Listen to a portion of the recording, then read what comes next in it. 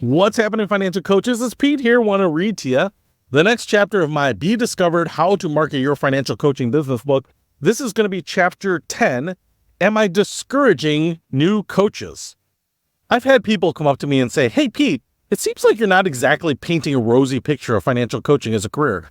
If successful coaches only make around 40 grand a year, why are you still promoting the industry?" And you know what? They've got a point. So let me break down what I'm trying to do for people considering starting a financial coaching business. 1, separating the wheat from the chaff. I want to ensure that everyone considering financial coaching has a realistic view of what they're getting into. If you're unprepared for the challenges ahead, I want to give you a friendly nudge in a different direction. 2, helping the determined succeed. On the flip side, if you're dead set on entering the financial coaching world, I want to help you have the best possible chance of making it. I'm here to give you the inside scoop so you're not wasting time on fluff and nonsense. Instead, you'll focus on the specific tasks that put money in your pocket. Many look at financial coaching and see dollar signs and dreams coming true. They imagine themselves sitting in a hammock on a beach, sharing motivational quotes over their Bluetooth headset, and raking in 6 figures without breaking a sweat. But the reality is that most people in this business are pulling in around $40,000 or less a year. You can get by on that, but it's not exactly a ticket to Easy Street.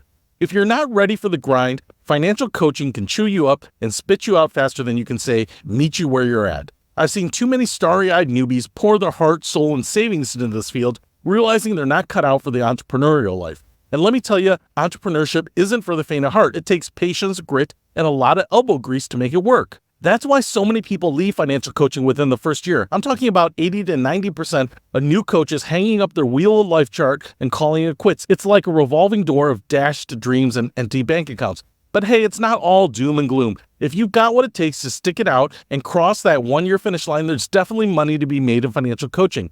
Some folks are absolutely killing it, raking in more dough than they ever did in their old 9-to-5. But here's the catch. Even those success stories didn't happen overnight. It takes hard work, hustle, and a willingness to do the tasks that make your eyes glaze over. Take my buddy, for example.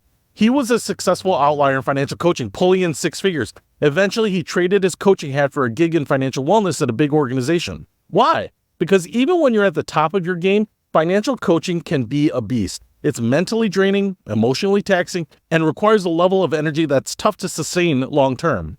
I hope this clears up where I stand on financial coaching. I'm not here to sugarcoat it or blow smoke up your you-know-what. I want to ensure anyone considering this path has their eyes wide open and their game face on. If you're ready to tackle the challenges head on, I'm here to help you succeed. But no hard feelings if you're unsure this is the right fit. Honestly, I respect that level of self-awareness more than the headstrong and delusional rookie. Many other ways exist to make a difference in people's financial lives.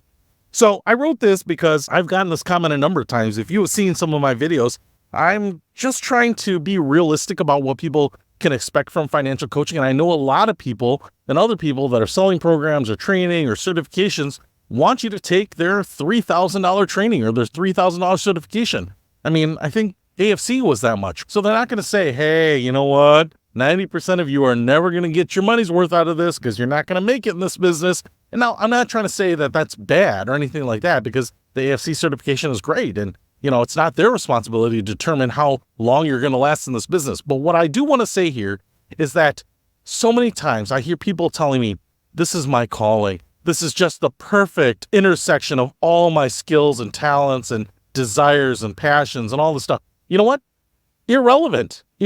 I don't care if you grew up in a house called the Financial Coaching Shack, reading financial books your whole life. That does not necessarily mean that the market is going to reward you, that people are going to line up at your door, pay bills, and hire you as a financial coach. And so I see so many people who tell me about how it's a sign, or this is destiny, or everything they touch turns to gold, and so this is going to be the perfect end to their career. Let's just be realistic. You need to sell your services. You need to bill people for your work. You need to bring in money. If you are doing that, I will say, yes, you are a success. Hopefully you are doing what you were called to do, but you've got to get to that stage. You can't just tell me based on your experience, your qualifications, or your intuition that this is going to make it for you. And I want people just to be self-aware about what their capabilities and skills and preferences are before they get into this. Listen, all I'm telling you is that I won't lie to you about what this business is and the types of personalities that do well in it.